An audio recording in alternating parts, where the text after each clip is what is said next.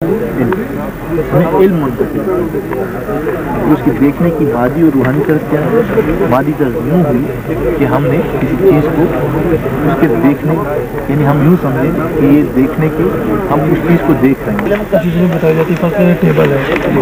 مجھے پہلے بتایا گیا کہ ٹیبل ہے تبھی بھی پتا چلا کہ ٹیبل ہے. بعد میں سے کرتی ہے جب میں سے دیکھتے ہیں تو ہمارا لاشوں جو شوق کو بتاتا ہے کہ یہ ٹیبل آپ دیکھ رہے ہیں. جبکہ روحانی طرز میں جب روحانی آپ سے دیکھتے ہیں تو اس میں ہمیں جو پہلے سے کوئی چیز بتائی گئی نہیں ہوتی وہ اللہ تعالیٰ کی طرف سے علم آ رہا ہوتا ہے, روشنی آ رہی ہوتی ہے جسے محسوس کرتے ہیں. جی اشرف صاحب, یہ سوال دراصل میں دو ٹکڑوں میں ہے, دو پیسز میں, جس میں جو وہ پہلے ٹکڑے میں جو پہلے حصے میں نگاہ کا قانون جو ہے ڈسکس ہو, اور دوسرے میں جو ہے وہ اسی چیز کو مزید آگے بڑھایا گیا کہ طرز فکر. تو نگاہ کا قانون جو ہے ہم ڈسکس کر چکے ہیں کہ نظر جب بھی کسی چیز کو دیکھتی ہے, جب نظر کا قانون یہ ہے کہ ذہن جس چیز کی طرف ہمارا متوجہ ہوتا ہے اس چیز کو جو ہے وہ نظر دماغ کے اوپر جو ہے منعقد کر دیتی ہے اور ہم اس کو جو ہے معنی پہناتے ہیں کہ ہم نے جو ہے وہ کیا دیکھا. ادروائز ہم بہت ساری چیزیں دیکھ کر کے گزر جاتے ہیں, لیکن ہم سے اگر کوئی پوچھے کہ ہم نے کیا دیکھا تو نہیں بتا سکتے. آپ کا مطلب یہ ہے کہ ہم ذہن کے دیکھنے کو دیکھ رہے ہیں. یہ تو ہم نے نگاہ کے قانون کے اس میں پڑھا ہے, نگاہ کا قانون. دوسری چیز جو ہے وہ ہے روحانی طرز فکر یا شیطانی طرز فکر. وہ یہ ہے کہ روح جو ہے وہ دو طرح سے جو ہے وہ اس کی ایکٹیویٹیز دو طرح سے ہوتی ہیں, ایک براہ راست اور ایک جو ہے بالواسطہ. براہ راست جو ایکٹیویٹیز ہوتی ہیں اس میں جو اس کے اندر لامحدودیت پیدا ہو جاتی ہے, اور میڈیم بنا کر جب کام کرتی ہے یعنی جسم کو میڈیم بنا کر جب کام کرتی ہے تو محدودیت پیدا ہو جاتی ہے. تو کوئی بندہ جب اپنے اس رشتے کو جو اللہ تعالیٰ سے, تو ہر بندہ باحثیت مخلوق کے کنیکٹڈ ہے ہی, لیکن اس رشتے کو جب بندہ اپنی نظر سے دیکھ لیتا ہے تو اس کی طرز فکر جو ہے وہ روحانی طرز فکر بن جاتی ہے. اور جو بندہ اپنے خالق سے جو اس کا ربط ہے اس ربط کو نہیں تلاش کر پاتا ہے تو وہ شیطانی طرز فکر میں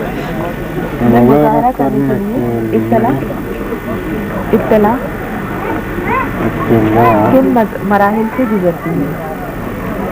اطلاع کو واقعین کے درمیان نہیں, آپ لکھ رہے ہیں اصطلاح کن مراحل سے گزرتی ہے. اس کا جواب ہے ممتاز معاشرہ. ہیڈنگ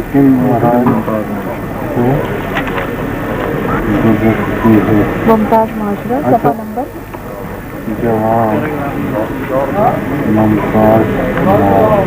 صفحہ نمبر 28, تیسرا پیرا.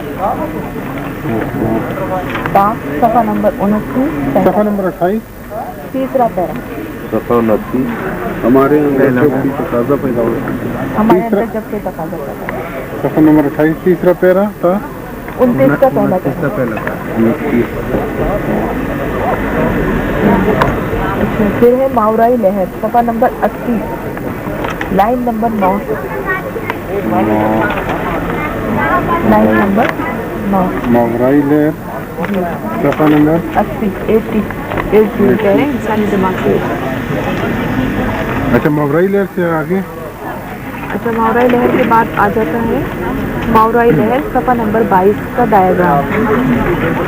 اچھا, پھر بھی ماورائی لہر. ہاں, ڈائیگرام ٹھیک ہے. اچھا, لکھ لیں, اس وقت صرف آپ نوٹ کریں, ڈسکس مت کریں تاکہ ٹائم لگے. نہیں پوچھتا ہوں نا. ہاں, ماورائی لہر, صفحہ نمبر 82 کا ڈائیگرام. نمبر 22 کا ڈائیگرام. ہاں, 82 کا ڈائیگرام, اور پھر 83 تشریح, صفحہ نمبر 83 تشریح.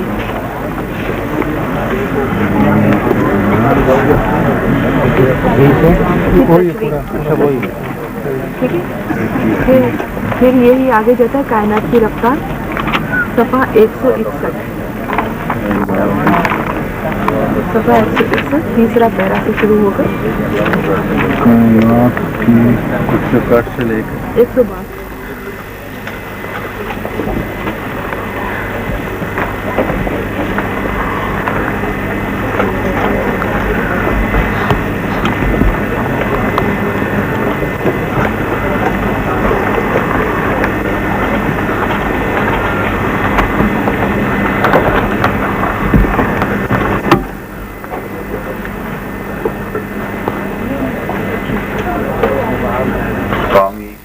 کلمات سے ہمیں نوازیں گے، تو میں ان سے بہت بہت درخواست کرتا ہوں کہ وہ کچھ ارشادات کریں اور ہم انہیں بہت مفید پائیں گے انشاءاللہ۔ خواہش آپ سب کرتے ہیں مشکل کریں۔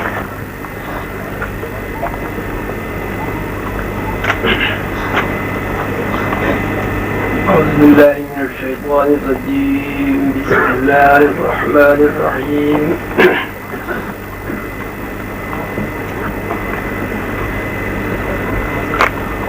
لو أنزلنا هذا القرآن على جبل لرأيته لو أنزلنا هذا القرآن على جبل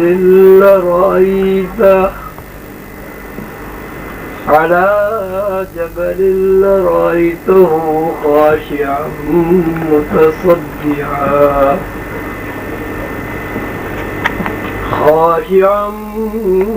متصدعا من خشية الله. وتلك الأمثال نضربها للناس لعلهم يتفكرون.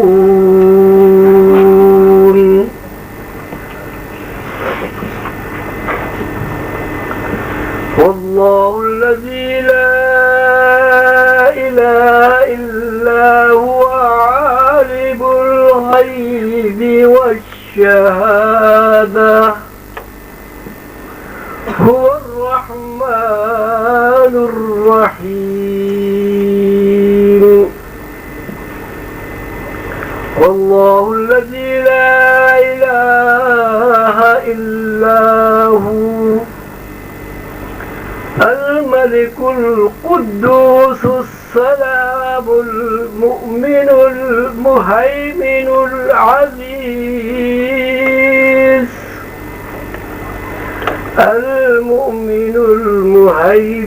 العزيز الجبار المتكبر. سبحان الله عما يشركون. والله الخالق البارئ المصور له الأسماء الحسنى يسبح له ما في السماوات والأرض وهو العزيز الحكيم.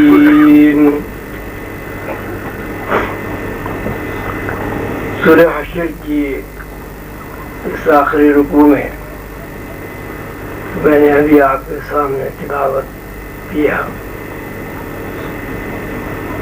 اللہ تعالیٰ نے غور و فکر کی دعوت دی ہے اور اللہ تعالیٰ نے یہ بھی فرمایا ہے کہ ہم لوگوں کو مثالیں دے کر سمجھاتے ہیں. انہی آیت میں اللہ تعالیٰ نے یہ بھی فرمایا ہے کہ اگر ہم قرآن کو پہاڑوں پر نازل کر دیتے تو پہاڑ ریزہ ریزہ ہو جاتے. اور یہ مثالیں ان لوگوں کے لیے ہیں جو غور و فکر سے کام لیتے ہیں.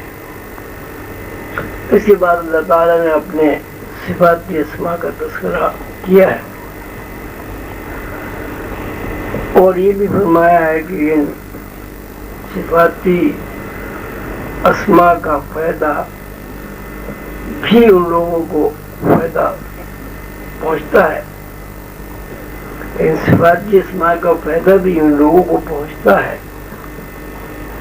جو اللہ تعالیٰ کی طرف متوجہ ہوتے ہیں اور اللہ تعالیٰ کا شکر ادا کرتے ہیں. پہلی بات تو یہ ہے کہ قرآن کے بارے میں یہ ارشاد کہ ہم اسے اگر پہاڑوں پر نازل کرتے تو پہاڑ ریزہ ریزہ ہو جاتے. قرآن کی حکمت، قرآن کی طاقت اور قرآن کے اندر جو انوار و تجلیات کا جلال ہے اس کا تذکرہ اللہ تعالیٰ نے فرمایا ہے۔ ایک آدمی بڑے آسانی کے ساتھ 10-20 قرآن اپنے سر پر رکھ سکتا ہے، 10-20 قرآن سر پہ رکھ کر وہ میل 2 میل پیدل بھی چل سکتا ہے۔ قرآن پاک کا اس طرح سروں پر رکھنا اور قرآن پاک کے اندر اس کی جلد کے صفحات کا جو بوجھ ہے اسے برداشت کرنا، یہ معنی پوری نہیں کرتا کہ اگر قرآن کو پہاڑوں پر نازل کر دیا جائے تو پہاڑ ریزہ ریزہ ہو جائیں گے۔ قرآن پاک کے اندر جو حکمت نظائر بیان کی ہے وہ ایک طاقت ہے، ایک بہت بڑی طاقت ہے، ایسی طاقت کہ شعور اس کو کسی بھی طرح برداشت نہیں کر سکتا۔ شعوری اعتبار سے پہاڑ اللہ تعالیٰ کی ایسی سنت ہے، ایسی تخلیق ہے کہ جس کے بارے میں شعور یہ جانتا ہے کہ پہاڑ بہت مضبوط چیز ہے، پہاڑ چٹان ہے، اس میں اگر گھن بھی چلائے جائیں تو وہ اس کے اندر نہ دراڑ پڑتی ہے نہ وہ ٹوٹتا ہے، بلکہ یہ بھی ہو سکتا ہے کہ اس گھن کی وجہ سے آدمی خود زخمی ہو جائے۔ یہ ایک شعوری بات ہے جو ہر انسان جانتا ہے کہ پہاڑ جو ہے بہت سخت جار ہوتا ہے، بڑی سے بڑی طاقت کو برداشت کر لیتا ہے۔ وہ شعوری اس کے اندر جو مزاحمت ہے، شعوری اس کے اندر جو سکت ہے، اس کا تذکرہ پہاڑ کے نام سے کیا جاتا ہے۔ اللہ تعالیٰ فرماتے ہیں اگر ہم قرآن کو پہاڑ پر نازل کر دیتے تو پہاڑ ریزہ ریزہ ہو جاتا۔ اب قرآن پاک انسان پر نازل ہوا، انسانوں کے لیے نازل ہوا، اس کا مفہوم یہ نکلا کہ انسانوں کی جس ایجنسی پر، جس انسان کی ذہن اور دماغ کے جس حصے پر قرآن نازل ہوا وہ پہاڑوں سے اور چٹانوں سے زیادہ مضبوط ہے۔ اگر انسان پہاڑوں سے اور چٹانوں سے زیادہ مضبوط نہ ہوتا تو قرآن کے انوار و تجلیات سے یہ بھی ریزہ ریزہ ہو جاتا اور دل کا خاکستر بن جاتا۔ ایک طرف تو اللہ تعالیٰ کے ارشاد میں ہمارے لیے یہ نشاندہی ہے کہ انسان سکت کے اعتبار سے، انسان برداشت کے اعتبار سے پہاڑوں سے بہت زیادہ مضبوط ہے۔ دوسری طرف جب ہم یہ دیکھتے ہیں کہ ہم قرآن پاک کو سر پر 2, 4, 10, 20 رکھنے کے باوجود بھی ہمارے پر اتنا بوجھ نہیں پڑتا کہ جتنا ایک بوری وزن اٹھانے سے آدمی کی بوجھ محسوس کرتا ہے اور اس کی ٹانگیں کب کبانے لگتی ہیں۔ تو اس کا یہ مفہوم نکلا کہ ہم جس طرح قرآن کو پڑھتے ہیں، ہم جس طرح قرآن کو شعوری طور پر دیکھتے ہیں، وہ اللہ تعالیٰ کے ارشاد کے مطابق قرآن کی حکمت، قرآن کی تعلیمات اور قرآن کے انوار سے فائدہ اٹھانا نہیں ہے۔ یہ بات آپ لوگوں کی سمجھ میں آ گئی ہے کہ قرآن محض صفحات پر لکھے ہوئے الفاظ کا نام نہیں ہے۔ قرآن کے جو الفاظ ہیں اس کے اندر جو معنی اور مفہوم ہے اور جو حکمت ہے اس کا نام قرآن ہے۔ الفاظ کی جادوگری ہے کہ اگر آپ کسی آدمی سے شیریں الحان سے بات کریں خوشگفتاری سے پیش آئے تو الفاظ کا اثر انسان کے دماغ پر اچھا پڑتا ہے، لیکن اگر آپ نفرت سے، حقارت سے، کرخت آواز سے بات کریں تو الفاظ کا اثر خراب مرتب ہوتا ہے، انسان کے اوپر بوجھ پڑتا ہے. تو آواز الفاظ کے علاوہ کچھ نہیں ہے، الفاظ آواز کے علاوہ کچھ نہیں ہے. اور اللہ تعالیٰ فرماتے ہیں تلک الامثال، کہ ہم یہ مثالیں دے کر بیان کرتے ہیں انسانوں کو تاکہ وہ سوچ و بچار کریں اور تفکر کریں. تو قرآن کی طاقت کا اندازہ کرنا، قرآن کی حکمت سے فائدہ اٹھانا، قرآن کے الفاظ کے اندر جو انوار و تجلیات کام کر رہے ہیں ان کو دیکھنا، سمجھنا اور ان الفاظ کی روشنی سے اپنے اندر جگمگاتی دنیا کو دیکھنا اللہ تعالیٰ کے ارشاد کے مطابق اسی وقت ممکن ہے جب ہمارے اندر تفکر کا پیٹرن تخلیق ہوتا ہے. اگر تفکر کا پیٹرن ہمارے اندر نہیں بنے گا تو ہم قرآن سے فائدہ نہیں اٹھا سکتے. اگر ہمارے اندر سوچ، سمجھ، بصارت، بصیرت پیدا نہیں ہوگی، قرآن سے ہم فائدہ نہیں اٹھا سکتے. آج کی یہ آپ کی جو ورکشاپ تھی، اس میں جتنے بھی گھنٹے آپ کو ملے یہ سارا وقت آپ نے سوچ، بچار اور تفکر میں پورا کیا.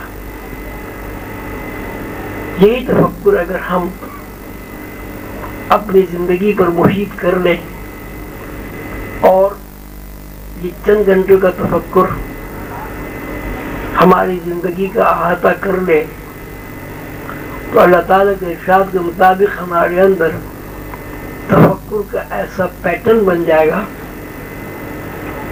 کہ جس پیٹرن میں اتنی طاقت اور سکت ہوتی ہے کہ وہ قرآن کو برداشت کر لیتا ہے، اس قرآن کو برداشت کر لیتا ہے جس قرآن کو پہاڑ بھی برداشت نہیں کر سکتے.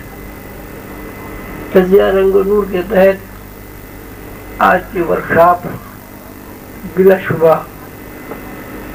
سوچ، ریسرچ اور تفکر کی ایک مثالی نشست تھی. یہ مثالی نشست ہمیں اس بات کی دعوت دیتی ہے، ہمیں اس طرح متوجہ کرتی ہے کہ جس طرح ہم نے یہاں اجتماعی طور پر اور انفرادی طور پر اللہ تعالیٰ کے اس ارشاد کو پورا کرنے کی جدوجہد اور کوشش کی ہے کہ انسان تفکر کے علاوہ کچھ نہیں ہے. ہم یہاں سے جانے کے بعد بھی تفکر کو اپنا شعار بنائیں گے، تفکر کے لیے وقت نکالیں گے اس وقت تک جب تک ہم اس قابل نہ ہو جائیں کہ قرآن کی عظمت اور قرآن کی حکمت کو پوری طرح سمجھ سکیں. آپ حضرات نے اللہ کے نام پر جس طرح وقت نکالا، یقیناً یہ اللہ تعالیٰ کے راستے پر چلنے کے لیے ایک جذبہ ہے، جہد ہے، کوشش ہے. اور اللہ تعالیٰ نے قرآن پاک میں اس بات کو وعدہ فرمایا ہے کہ جو لوگ میرے لیے میرے راستے میں جدوجہد کرتے ہیں اور اس جدوجہد میں انسان کی اپنی ذات انوالو نہیں ہوتی، صرف اللہ ہوتا ہے، تو اللہ تعالیٰ نے اپنے اوپر لازم کر لیا ہے کہ راستوں کی ہدایت بخشتا ہے. والذین جاہدوا فینا لنہدینہم سبلنا. وہ لوگ جو خلوص دل سے، ایثار سے اپنی ذات سے ہٹ کر اللہ کے لیے جدوجہد کرتے ہیں، اللہ تعالیٰ فرماتے ہیں کہ ہم نے لازم کر لیا ہے کہ ہم ان کو اپنے راستوں کی ہدایت عطا کریں گے۔ راستوں کی ہدایت سے مطلب یہ نہیں ہے کہ اللہ تعالیٰ تک رسائی کے لیے کوئی ایک راستہ متعین ہے، اس لیے کہ اللہ تعالیٰ کی لامحدود ہستی ہے، کسی لامحدود ہستی تک پہنچنے کے لیے کسی ایک راستے کا تعین نہیں کیا جا سکتا۔ کوئی ایک بہت بڑا شہر ہے، اس ایک بڑے شہر کے لیے کوئی ایک راستہ متعین نہیں ہوتا، بہت سارے راستے ہوتے ہیں۔ تو اللہ تعالیٰ نے جو راستہ اپنے لیے متعین کیا ہے اور جس کو اللہ تعالیٰ نے دین فرمایا ہے، وہ دین ایک ایسا راستہ ہے کہ اس میں لاکھوں کروڑوں تفکر کی راہیں انسانی ذہن کے اندر سے نکلتی ہیں، اور انسان اس دین مبین کے راستے پر، شاہراہ پر چل کر بے شمار چھوٹی چھوٹی سڑکوں سے، پگڈنڈیوں سے، گلیوں سے نکل کر اس دنیا میں پہنچ جاتا ہے کہ جہاں انسان کو اللہ تعالیٰ کا سراغ ملتا ہے۔ ورکشاپ کا مقصد یہ ہوتا ہے کہ انسان کی سوئی ہوئی صلاحیتیں بیدار ہوں اور انسان کے اندر سکت پیدا ہو، انسان کے اندر شعوری محدودیت جو ہے وہ لامحدودیت کا سفر شروع کرتے ہیں۔ میں نے کچھ دیر آپ حضرات میں رہ کر یہ محسوس کیا اور دیکھا کہ جتنے بھی لوگ افہام و تفہیم میں لگے ہوئے تھے، اللہ کے فضل و کرم سے ان کا سوال کے اوپر، جواب کے اوپر یا لفظوں کی معنی اور مفہوم کے اوپر ارتکاز تھا۔ ان کے ذہن میں ادھر ادھر کا کوئی خیال نہیں تھا، اور میں سمجھتا ہوں کہ ورکشاپ کی یہی بہت بڑی کامیابی ہے کہ مسلسل 2.5 یا 3 گھنٹے ایک ذہن ہو کر ایک نقطے پر توجہ مرکوز رہے۔ میرے حساب سے یہ ورکشاپ کامیاب رہی۔ آپ کے اندر اللہ تعالیٰ کے فضل و کرم سے سکت بڑھی، شعور کی جو درماندگی تھی وہ کم ہوئی، اور آپ کے دل میں اور دماغ میں ایسے روزن کھلے جس روزن سے آپ کو اللہ تعالیٰ کی طرف سے تجلی و انوارات کا انعکاس ملا۔ اللہ تعالیٰ آپ سے راضی ہو اور مجھے اور آپ کو توفیق عطا فرمائے کہ ہم اللہ تعالیٰ کے ارشاد کے مطابق اپنی زندگی کو ان طرزوں پر گزاریں جو طرز انبیاء علیہ السلام سے ہمیں منتقل ہوئیں، اور وہ زندگی کی طرزیں صرف اور صرف تفکر اور اللہ تعالیٰ کے ساتھ وابستگی ہے۔ انشاءاللہ ہم صراط مستقیم پر چل کھڑے ہوئے، اور جب کوئی بندہ صراط مستقیم پر قدم بڑھا دیتا ہے تو اللہ تعالیٰ کا وعدہ ہے کہ جب بندہ میری طرف ایک قدم بڑھاتا ہے تو میں اس کی طرف 2 قدم بڑھتا ہوں۔ جب کوئی بندہ صراط مستقیم پر میری طرف لپکتا ہے تو میں اس کی طرف دوڑتا ہوں۔ اللہ تعالیٰ نے اپنے فضل و کرم سے حضور قلندر بابا اولی رحمۃ اللہ علیہ کے فیض سے ہمیں صراط مستقیم پر کھڑا کر دیا ہے۔ اب یہ ہمارا کام ہے، اگر ہم 1 قدم بڑھائیں گے تو اللہ تعالیٰ 2 قدم ہماری طرف آئے گا۔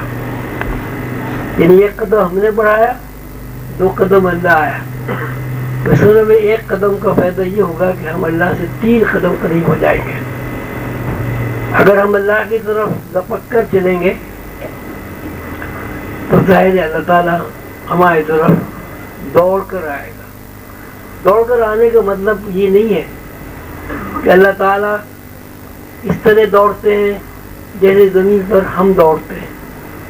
یہ اللہ تعالیٰ کا اور ہمارا رشتہ اور تعلق ٹائم اسپیس کے تحت ہو جائے گا۔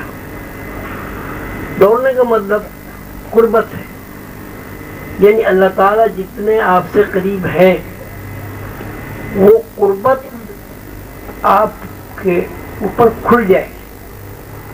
آپ یہ دیکھنے لگیں گے کہ اللہ تعالیٰ آپ سے کتنا قریب ہے۔ جہاں تک اللہ تعالیٰ کی قربت کا تعلق ہے، خود اللہ تعالیٰ نے ارشاد فرمایا ہے کہ میں تمہاری رگ جان سے زیادہ قریب ہوں۔ خود اللہ تعالیٰ نے فرمایا وَفِي أَنفُسِكُمْ أَفَلَا تُبْصِرُونَ، میں تمہارے اندر ہوں، تم مجھے دیکھتے کیوں نہیں ہو؟ یعنی اللہ تعالیٰ نے ایک طرح آپ کو متوجہ کیا ہے کہ تم لوگ اس قدر نادان اور بیوقوف ہو کہ میں تمہارے اندر ہوں اور تم مجھے دیکھتے نہیں ہو۔ وَفِي أَنفُسِكُمْ أَفَلَا تُبْصِرُونَ، میں تمہارے اندر ہوں، تم مجھے دیکھتے نہیں ہو۔ جب کوئی بندہ صراط مستقیم پر کھڑا ہو جاتا ہے اس کا مطلب یہ ہوتا ہے کہ اس نے ظاہری دنیا سے ہٹ کر باطنی دنیا کا سفر اختیار کر لیا ہے۔ مسجد رنگ و نور کی اس ورکشاپ میں، اس مجلس میں اللہ تعالیٰ کے فضل و کرم سے یہ بات پوری طرح واضح ہو گئی ہے اور اسے یقین کا درجہ حاصل کر لیا ہے کہ اس ورکشاپ میں شریک تمام عظیمی بہن بھائی صراط مستقیم پر کھڑے ہو کر اللہ تعالیٰ کے قریب جانا چاہتے ہیں، اللہ تعالیٰ سے قربت حاصل کرنا چاہتے ہیں اور ٹائم اسپیس کی حد بندیوں سے گزر کر اللہ تعالیٰ کو اللہ تعالیٰ کی شکل و صورت میں دیکھنا چاہتے ہیں۔ ٹائم اسپیس کے بارے میں میں بس ابھی ختم کر رہا ہوں۔ ٹائم اسپیس کے بارے میں کافی یہاں میں نے سنا، ماشاءاللہ بڑی اچھی اچھی لوگوں نے باتیں کی۔ میں جہاں تک سمجھتا ہوں کہ ٹائم اسپیس کیا چیز ہے، انسان کی زندگی کا اگر مطالعہ کیا جائے تو انسان کی زندگی حرکت کے علاوہ کچھ نہیں۔ کھانا پینا چلنا پھرنا، حرکت کے علاوہ انسان کی زندگی کیا؟ کائنات کی زندگی حرکت کے علاوہ کچھ نہیں ہے۔